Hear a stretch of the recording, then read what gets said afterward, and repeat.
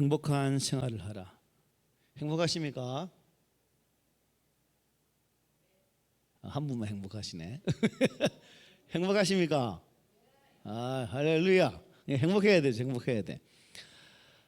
행복. 누구나 바라는 거죠. 그죠? 사람이라면 누구나가 행복하기를 원하고 있고 그 행복을 추구하면서 살려고 발버둥을 칩니다. 통계에 보니 어느 스위스 노인네가 어르신이 자신의 인생을 80년으로 계산했을 때 그 시간을 이렇게 구분해 놨더라고요. 제가 좀 읽어드릴게요. 잠자는데 26년. 아이고 많이 주무셨다. 여러분 얼마 주무십니까? 그 다음에 노동하는데 21년, 밥 먹는데 6년, 남을 기다리는 데 쓴 시간이 5년, 혼자 낭비한 시간이 5년, 뽀득뽀득 씻는 세면 시간이 228일. 남자인가 봐요. 넥타이 매는데 18일. 담배를 피우셨나 봐요. 흡연하는데 1년. 아이들과 놀았던 시간은 26일. 진짜 이 영감님 참 이상하다. 애들하고 이빨이 못 놀았어. 80년 살면서. 또 행복했던 시간 46시간. 여러분 한번 여러분의 인생을 지금까지 살아왔던 인생을 한번 나는 아이들하고 얼마나 며칠 놀았을까? 이 영감님이라 전화 기등기등 하겠네요. 애들하고 놀았던 시간이 기억이 안 나겠네. 그래서 우리가 이 땅에 태어나서 죽을 때까지 나름대로는 행복을 위해서, 행복을 위하여, 행복에 의해서 살고자 참 많이 애를 쓰는데 정작 인생의 종말에 나의 삶을 쭉 따라보면 내가 왜 이렇게 살았을까 하는 것이 대부분의 우리 인생들의 마지막 고백이기도 합니다. 왜 이렇게 살았을까? 좀 더 잘 살지. 여러분 어떻습니까? 여러분들은 태어나서 결혼을 하고 결혼 후에 요즘은 이제 오래 사니까 옛날에는 뭐 일찍 결혼했지만 조기에 돌아가시면 50살도 많이 돌아가셨잖아. 그래서 한갑하면 큰 잔치를 했잖아요. 보통 30년, 40년 평균적으로. 근데 가만히 따져보니까 장로님 부부는 이제 좀 있으면 50년 초과하시겠어요. 좀 있다가. 그죠? 그래, 이게 오래 사는 분 보니까 우리 장인 장모님도 벌써 53년을 사신 거예요. 그러니까 징그럽다. 왜냐하면 행복했으면 이 시간에 안 징그럽다. 참 좋았다 그러는데 그 살아던 시간들이 아웅다웅 그야말로 하루 종일 매일 눈만 뜨면 싸웠다면 이거 징그러운 시간 참 어떻게 보냈을까라는 생각도 할 것 같아요. 이선희 집사님하고 장씨는 어떻게 할 것 같아요? 마지막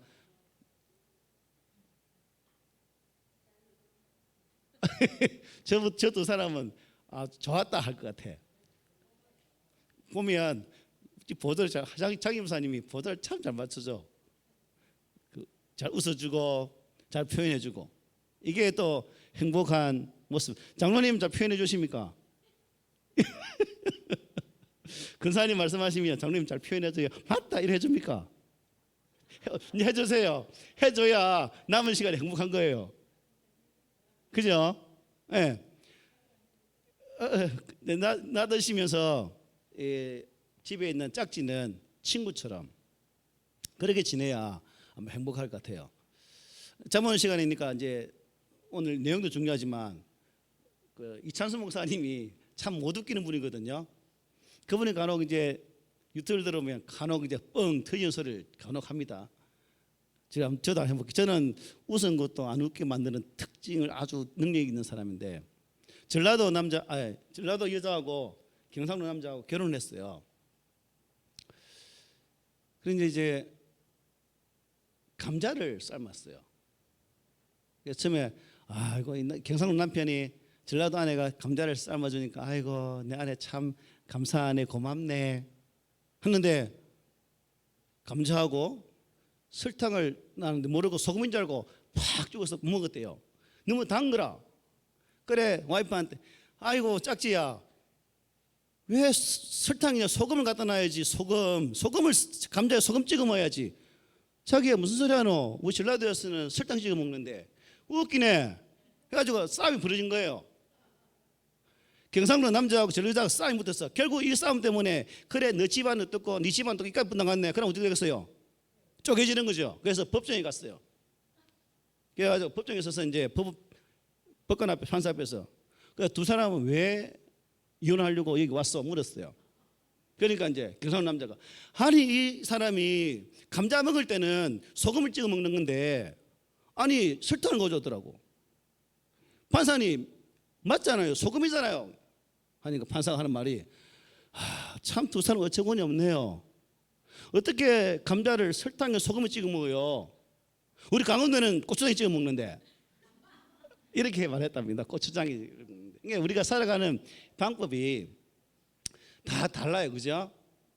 조금만 이해하면 그 싸움이 안 일어나고 더 수용성을 통해서 행복할 수 있는데 우리가 그렇지 못할 때가 참 많다는 것입니다. 그래서 오늘 제목이 행복한 생활 하십시오 하는데 행복한 생활. 가정도 행복해야 되지만 교회도 마찬가지거든. 그죠? 교회 왔는데 지옥문을 도르는 것처럼 끌려 도는 느낌을 든다면 그 교회 생활이 무슨 맛이 재밌겠어요? 혹시 교회 들을 때 아이고 이놈의 오늘도 왔다 생각하는 분 계십니까? 그러면 안 되겠죠. 하나님 오늘 문 여는 순간 우리 성령 하나님께서 함께 해주셔서 이 얼굴 저 얼굴 볼 때마다 참 기쁨이 있고 또 위로받을 자 있으면 위로하고 또 사랑 줄 자 있으면 사랑 주어서 우리 안에 참 행복이 있으면 좋겠다라는 모습으로 교회 공동체가 세워진다면 참 좋겠죠. 문제는 예수 믿을지라도 이 고통의 문제는 해결할 수 없다는 겁니다. 예수를 잘 믿을지라도 고통은 항상 있다는 거예요. 예수 믿으면 잘 되고 형통할 수도 있겠지만 그게 정답은 아니죠. 그래서 우리가 이 신앙의 삶을 살아가면서 이 고통의 문제를 어떻게 이해할 것인가? 빨리 마칠게요. 빨리 마치라고 배를 울리는 것 같은데. 그래서 우리가 이 고통이 과연 어떻게 내 생활 속에 임하는가? 그래서 우리 예수 믿는 사람은 고통을 보는 관점이 일반 사람들과 달라야 된다는 거죠. 일반 세상 사람들은 고통이 있으면 불행이고 고통이 있으면 인생이 너무나 괴로워서 살맛이 안 난다라고 다 그렇게 말해요. 그러나 예수 믿는 사람의 고통을 바라보는 관점은 고통에도 뭐가 있다는 거예요? 은혜가 있다는 거죠. 뭐에도 은혜가 있다? 고통에도. 이런 신앙의 모습이 우리 안에 있다면 우리는 행복할 수밖에 없죠. 대부분 우리가 고통의 문제 앞에 그 고통을 참 은혜로 보지 않는데 문제가 있다는 거죠. 문제가. 그러니까 고통이 오면 하나님 왜 이렇습니까? 왜 이 모양입니까? 내 인생이 하나님을 사랑한다고 생각하는데 하나님은 왜 저에게 이런 고통만 주시나요? 나와 슬퍼요. 난 불행해요. 라고 말을 한다는 거죠. 그래서 우리가 삶을 살아가면서 그것을 어떻게 바라보느냐, 그 문제를 어떻게 읽어내느냐에 따라서 고통은 행복이 될 수 있는 것이고 또한 우리 삶의 여러 문제 동안 행복으로 나아가는 그러한 길이 될 수 있다는 거죠. 성경을 보면 우리 많은 믿음의 선배들이 살아왔던 모습을 보면 결코 평탄한 분이 거의 없었어요. 싸우고 잡혀가고 고생 다 하고 어떤 사람 팔려가기도 하고 죽을 고비 넘기는 그 상황 속에서도 그분들의 고백은 한결같이 뭐야? 모든 것이 하나님의 은혜라 고백하거든요. 왜 그분들이 보는 고통의 관점과 내가 보는 고통의 관점이 다를까? 여기에는 무슨 문제가 있어요? 내가 하나님 안에서 그 고통을 바라본 시각이 신앙적 관점이 아니라 또 세상적인 관점으로 고정되어 있을 수도 있겠구나라는 생각도 해볼 필요가 있다는 거죠. 그래서 우리는 우리의 시각, 우리의 시선을 어떻게 해야 될까요? 바꾸는 작업을 해야 됩니다. 안경을 끼고 있는데 제가 이제 까만 선글라스 끼면 여러분 시큰 게 보이잖아요. 그리고 빨간색을 끼면 여러분 시뻘게 보이잖아요. 그것처럼 내 눈의 관점에 따라서 달라지게 보인다는 거죠. 그래서 예수 믿는 사람들은 항상 성령의 안경으로 하나님의 시각으로 우리 삶의 문제를 바라보고 그 바라봄을 통해서 하나님께서 말씀하시는 바가 무엇인지를 온전히 깨닫게 되어질 때에 비로소 뭐예요? 참된 행복을 누릴 수 있다는 겁니다. 그래서 우리 성도들은 고통에도 뜻이 있다는 것을 알아야 되는 거예요. 고통에도 뭐가 있다? 뜻이 있다는 거. 하나님의 고통을 통해서 내 삶의 변화를 기대하시는구나. 뭐 한다고요? 변화. 내 삶에서 고쳐지지 아니하고 하나님의 은혜의 손길이 내 속에 와 닿았지만 여전히 변화되지 않을 때는 하나님은 그 고통을 통해서라도 나를 변화시키신다는 거예요. 곡식을 탈고 갈 때 콤바인이나 탈곡기를 거치지 않으면 우리 입으로 양식으로는 들어오지 않죠, 그죠? 막 두들기 맞아야, 막 떨어져야, 막 펴져야 껍데기가 벗겨지도록 팍팍 갈아줘야 그게 쌀이 되고 보리쌀이 되어서 우리가 밥을 하며 먹는 거예요. 마찬가지로 우리 안에도 이러한 벗겨지지 않은 껍질들, 이것이 있으면 하나님은 탈곡기를 통해서 탈탈 터서라도 그 잘못된 껍질들을 벗겨버린다는 거예요. 이게 고통이죠. 고난이죠. 그럴 때 우리는 아니다옵니다가 아니라 그 고통의 껍질을 벗겨주실 때 우리는 그 하나님의 손길 앞에 감사함으로 맡길 필요가 있다는 거죠. 그래서 전도서 기자들이 이렇게 고백합니다.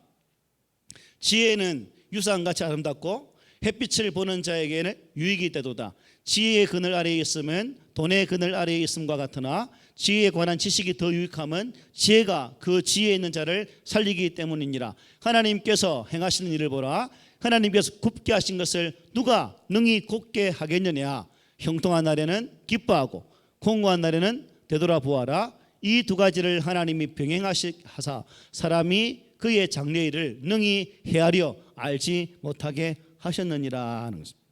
무슨 의미냐? 고통이 올 때는 조용히 하나님 앞에서 생각을 해보라는 거예요. 생각을.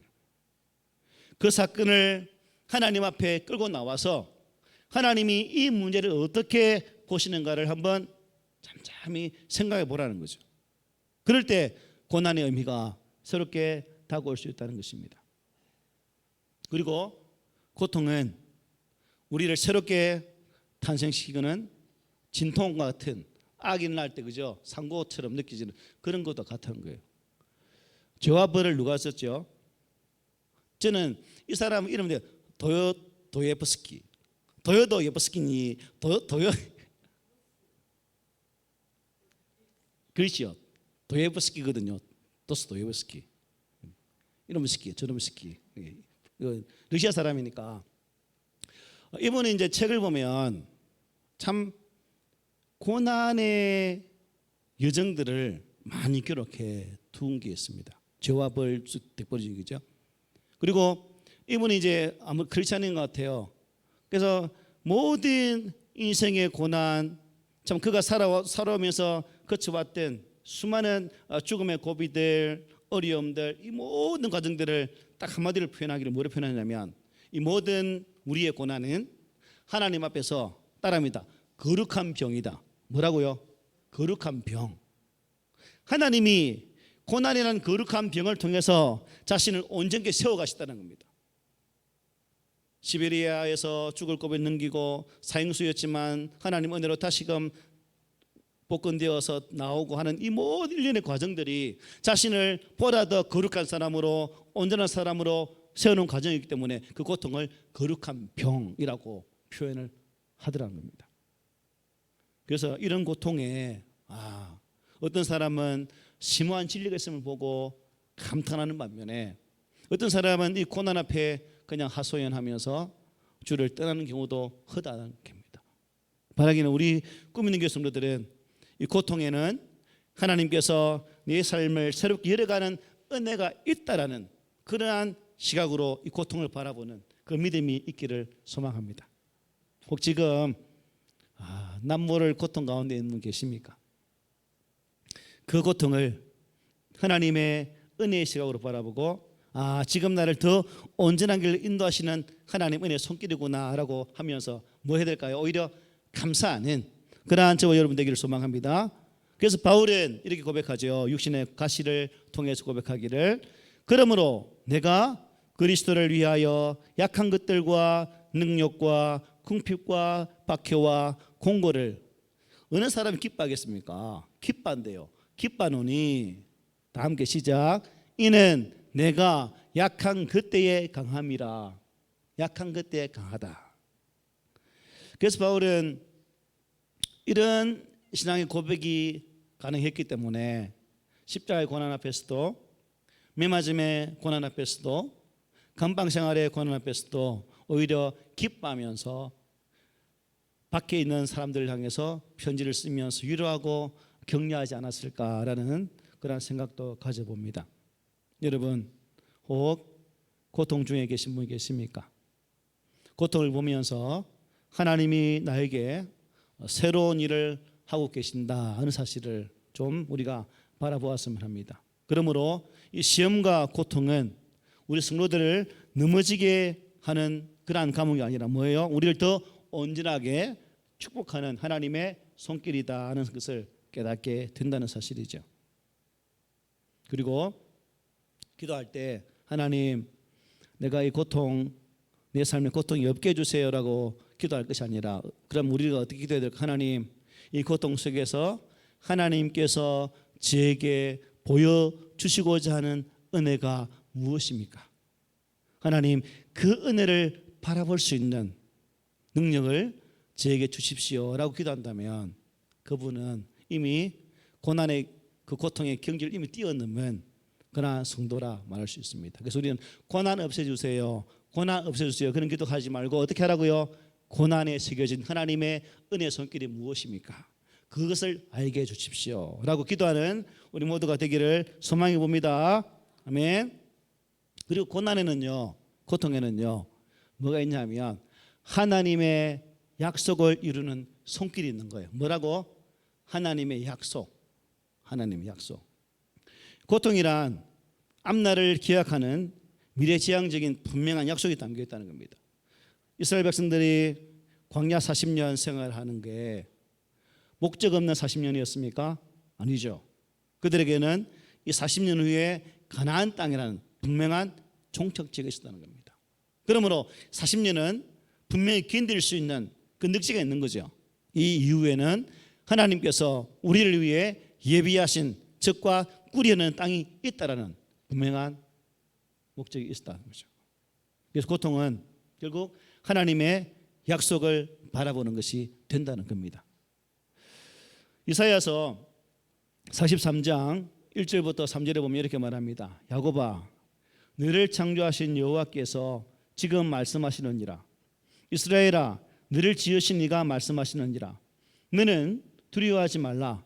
내가 너를 구속하였고 내가 너를 지명하여 불렀나니 너는 내 것이라. 내가 물 가운데로 지날 때에 내가 너와 함께 할 것이라. 강을 건널 때에 물이 너를 침몰하지 못할 것이며 내가 불 가운데로 지날 때에도 타지도 아니할 것이요 불꽃이 너를 사르지도 못하리니 대저 나는 여호와 내 하나님이요 이스라엘의 거룩한 이요 내 구원자임이라. 내가 애굽을 너희의 속량물로 구스와 스바를 너를 대신하여 주었노라 라고 말씀합니다. 신자들이 고통을 참을 수 있는 것은 이러한 분명하고도 확실한 하나님의 약속이 있기 때문에는 거죠. 하나님의 약속. 그러니까 성도는 이 약속을 붙잡는 자가 되어야 되죠. 물 가운데나 불 가운데나 함께 하신다는 약속. 그것은 곧 나를 부르시고 세우신 분이 만왕의 왕이시고 만주의 주이신 하나님이신다는 이 사실이 우리에게 고난 가운데서도 오히려 위로가 된다는 사실이 은혜가 되는 거죠. 이 바라기는 우리가 고통에는 하나님의 변화, 또 새롭게 태어나게 하실 주님의 거룩한 축복이 담겨 있다는 사실을 우리가 깊이 있게 되새기는 그러한 우리 모두가 되었으면 좋겠습니다.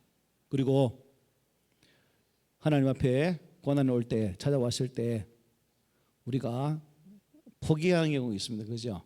힘들 때 포기하잖아요. 포기하는 원인은 뭘까요?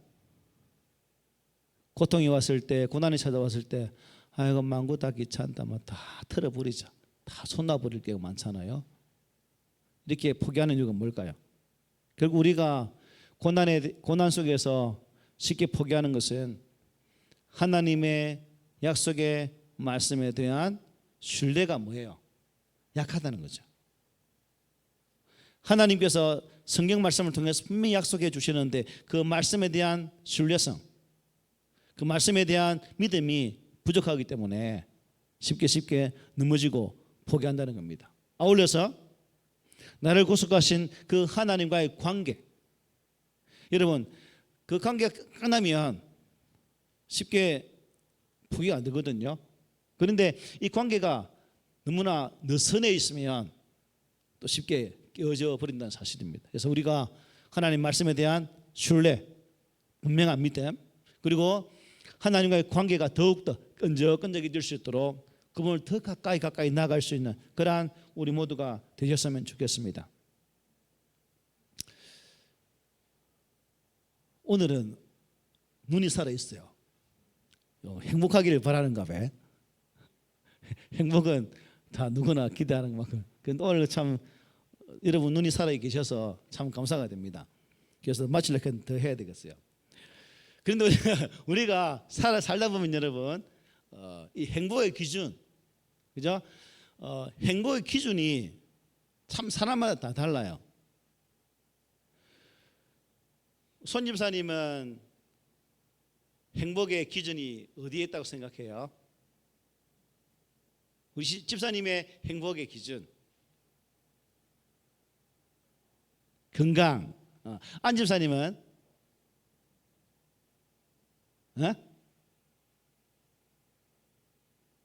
안 늘려.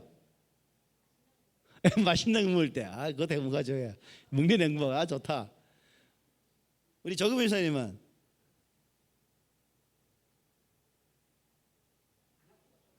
안 아플 때. 우리 박명수 집사님은 다 물어볼 거예요. 마음이 즐거울 때. 우리 김정민 집사님은 자녀를 봐라. 자녀의 삶을 볼 때. 이필호 집사님은 안 아플 때. 박 권사님은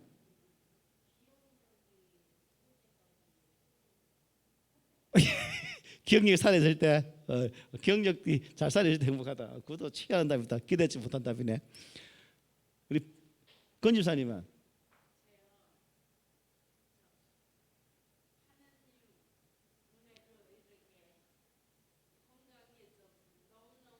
건강할 때. 김 집사님, 김정희 집사님은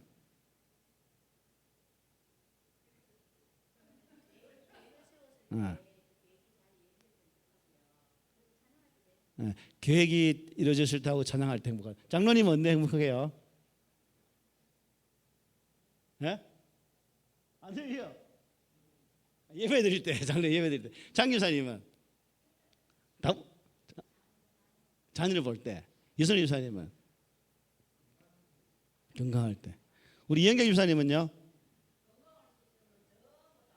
건강했으면. 우리 강 집사님은? 뭐랄까요? 안 아프고 살 때. 우리 신사모님께서는요?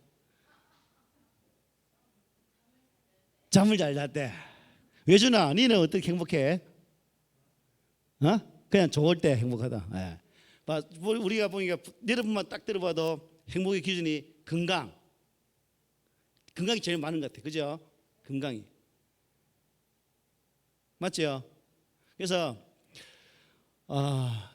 건강도 중요하죠. 또 자녀들이 살아가는 삶의 자리의 모습이 참 복스럽게 보일 때 그것도 행복하죠. 그리고 내가 계획하고 준비한 일들이 순익 이루어질 때도 행복하고, 또 잘 먹을 때 참 먹는 즐거움이 행복하고, 저도 먹는 거 참 즐거워요. 잘 먹는 것도 행복하죠. 그리고 찬양이나 예배, 그리고 잠을 잘 잘 때, 모든 것이 행복의 조건이 될 수 있습니다. 그런데 문제는 제가 왜 이 질문을 했냐면,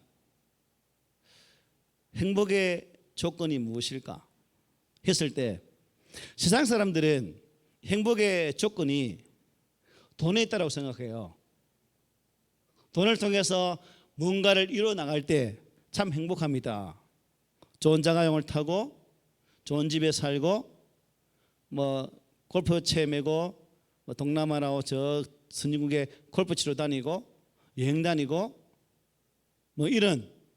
그리고 어떤 사람은 성취했을 때, 정말 내가 어떠한 목적을 두고 그 목적을 향해 나갔을 때, 그 목적이 이루어질 때에 행복하다라고 생각하는 분들 참 많습니다. 그런데 제가 왜 질문했냐면, 우리가 예수 그리스도 안에 있는 자이기 때문에 우리 예수 믿는 사람 또한 그 똑같이 행복을 누리셔야 되죠. 또 거기에다가 신앙인으로서의 진정한 행복을 어디에 찾을 것인가, 이걸 알고 싶어서 물은 거예요. 조금만 이제 위로가 되는 장로님은 예배, 김윤사님 찬양 뭐 2개 놓아서 그나마 내 마음이 위로가 됩니다. 저는 어떤 때 행복하냐면요, 교회 목사이기 때문에 사랑하는 성도들의 가정 속에 문제없이 가정이 순적히 이루어지거나 하고 잘 세워져 갈 때 저는 행복해요. 그런데 아웅다웅 싸우고 또 이상한 소리 들리고 하면, 이상한 소리는 저거 잘 안 들리더라고요. 참 그거는 좋은 일이죠. 또 뭐 자녀들이나 참 일이 잘 안 풀리고 그런 거 할 때는 참 마음이 아프죠. 그래서 이 질문을 내가 드리면서, 우리의 혹시 내 행복의 기준 속에 하나님이 아닌 다른 그 무엇으로 채워져 있지는 않을까. 그래서 오늘 이 시간을 통해서 우리의 행복의 기준을 한 단계 업그레이드해서 정말 신앙인이 가져야 할 참된 행복의 기준점을 한번 찾아보자는 겁니다. 그래서 그 행복을 어디에 찾을 것인가, 하나님 말씀 안에서, 또한 기도함을 통해서, 또한 하나님과의 관계 속에서 바른 길을 열어가는 그것 또한 우리가 행복해지는 길이다. 믿음을 바르게 세우는 것 또한 우리가 영적으로 행복해지는 길이다 라는 것을 제가 말씀을 보니까 그렇더라고요. 오늘 본문도 마찬가지죠. 로마서에 있는 말씀, 오늘 로마 8장 6절에 보면 뭐라 말씀하고 있습니까? 육신의 생각은 사망이요 영의 생각은 생명과 평안이니라. 제가 왜 화면을 안 넘긴다면요, 많이 빼먹거든요. 그래서 이게 못 넘겨요. 빨리 마치려고 다 빼먹거든. 그래서 주께서 함께하는 것, 이게 참 행복이구나. 주께서 함께하는 것, 그리고 영적으로 회복된 삶을 사는 것이 예수 믿는 자로서의 참된 행복이다. 그래서 우리 모든 성도들이 여러분이 계획하고 삶의 자리에서 필요한 세상적 관점에서 행복도 중요하지만, 오늘 이 시간 이후로 이러한 신앙 안에서의 행복도 찾으면서 하나님 안에서 진정한 행복의 주인공들이 되시기를 바랍니다. 진정한 행복은 누가 주는 것일까요? 하나님이 주시는 거예요. 진정한 행복은 하나님과의 평안, 샬롬 가운데서 주어지는 겁니다. 그래서 하나님을 떠나서는 참 평안이 없는 거죠. 신명기 33장에 너는 행복자로다 말하잖아요. 어느 너가 주 안에 있는 자, 하나님을 경외하는 네가 참으로 행복자다라고 말씀하고 있잖아요.